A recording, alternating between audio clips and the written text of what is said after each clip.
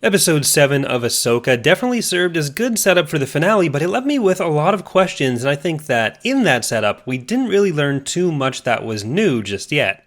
We got the resolution of reuniting Ahsoka with Sabine, but with both her and Ezra, the biggest part of that reunion, whatever reckoning is coming for Sabine's actions, still hasn't happened, though it makes sense to save that for when all three are in the same place. One thing we did learn is that I was wrong about the night troopers, who are not in fact zombies, but that's just what happens with speculation sometimes. Or really most times, but it's still fun.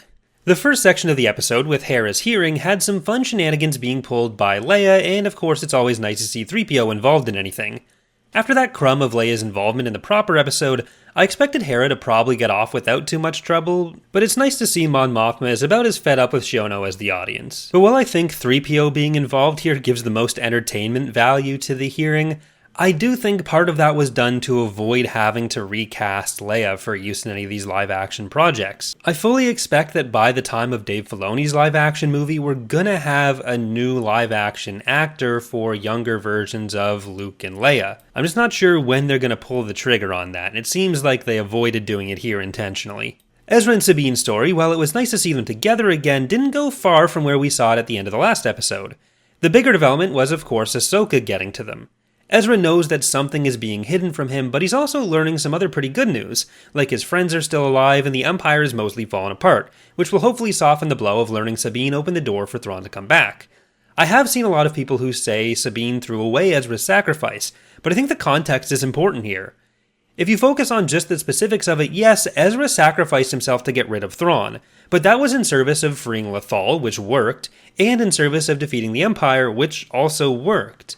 Thrawn can come back and do a lot of damage, but him being out of commission for 10 years and for the destruction of 2 Death Stars is hugely valuable in itself, and Ezra didn't even have to die for that. What's more, Ezra put the responsibility for finding him specifically on her shoulders. He knew this was a thing she was going to try to do, he asked her to do it, and there's always going to be some risks associated with that. We have seen the unwillingness of the New Republic to act, but Thrawn is coming back to a much worse position than when he left, too. Ezra may be less than thrilled about the situation, but I don't think we're leaving the next episode with a rift between Ezra and Sabine, though this could be something I'm equally as wrong about as the Night Troopers. Ahsoka's training while listening to Anakin's old mixtapes reinforced that she's taken the right lessons from him. She can take the good from him without it having to mean she's also taking everything bad about him. She's not destined to become who he became just because she learned from him. She can learn from his successes as well as his failures, and all of that is her choice. It was Hera who said they need to prepare for the worst but hope for the best, though Ahsoka seems to be the one embodying that more compared to her mindset in the earlier episodes, especially when it comes to Sabine. She's got a lot more levity to her than in those first 2 episodes, despite their worst situation. I've seen responses to that observation about her character, that she was more dour and lost some of the snark, saying, well yeah, she's 50 now, but I don't think the claim, at least as far as I was making it, was ever that she was supposed to be exactly how she was in the Clone Wars. You can grow up and still maintain some of those elements of your personality, and we've seen more of that come through now. I similarly don't think the fact that she wasn't that way justifies the complaint of bad writing for not matching the character either. We've seen a lot of reasons why she was starting to feel that way, and I think all of that has been addressed pretty well on the show, while also getting her back to some of her old ways. Thrawn and Morgan were mostly just in the control room watching the progress bar fill up as they loaded in the nightsisters, which I mostly just think is great because I choose to believe it means they've got some kind of graphic designer still employed full-time on the Chimera, throwing all this stuff together as it becomes necessary, which probably serves as their only entertainment for the last 10 years. In reality, it's probably just some automated scans or something. We do get a nice callback to the Thrawn books with Thrawn's realization that Ahsoka was Anakin's master, which has been causing some complaints that he should have already known that from the books. Thrawn hears the name Ahsoka exactly once in Thrawn Alliances, and that's while Padme is explaining the Marg Sable during the Clone Wars. He didn't have a species, he didn't have a last name, didn't have a homeworld. There's not really a reason for him to connect the first name Ahsoka, used 20 years ago, with Ahsoka Tano now. More importantly, I think that request for information really sets up his reaction. This is the first time we've really seen him somewhat off balance. Thrawn is one of the few people in the galaxy who both knew Anakin was Vader and worked with him as both Anakin and Vader.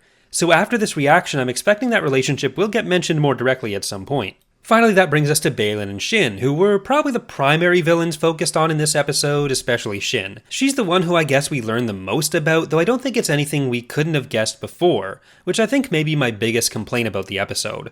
We're not really getting much new information about what makes the characters tick, beyond a few supplementary details or confirmations of things we'd already have suspected. Balin has picked up on Shin's desire to be in a position of power, and she's using Thrawn to get there. But while this doesn't match up with his goals, we see he's actually a pretty supportive master, dark side aside. He thinks his goal is the most important thing in the universe, but he's not going to make her choices for her, and even makes some attempt to prevent Ahsoka from interfering, leading to a fun rematch between him and Ahsoka. They're both now on the same page, though, about not particularly wanting to kill each other, leaving us free to keep wondering what exactly Balin thinks he's doing. The reaction of Balin to Shin had a lot of the same tone as a parent saying, "I'm not mad, I'm just disappointed," and I think that he knows that Ahsoka isn't gonna kill Shin either. We don't know what Balin's really looking for, but it does seem like he has a lot more respect for his adversaries in Ahsoka and Sabine than he does for Thrawn and the Nightsisters. I really do want to know what Balin's deal is, and while my opinion was that he would be the primary villain of this series, killed in this or the next episode before things move on to Thrawn in future series, I don't really know if I believe that anymore. We may be setting up his goal to be explored in something else, complicated of course by the sad passing of Ray Stevenson. His performance seems almost universally praised, so I think it's worth repeating that it's really unfortunate he didn't get the chance to experience that appreciation. Shin does seem to be getting set up for an eventual turn against the Empire. She wants to be Thrawn's Force user-in-chief, but if Thrawn doesn't change his tune, she'll probably learn he thinks of her as disposable and essentially tried to get rid of her in Balin, so she probably wouldn't love that.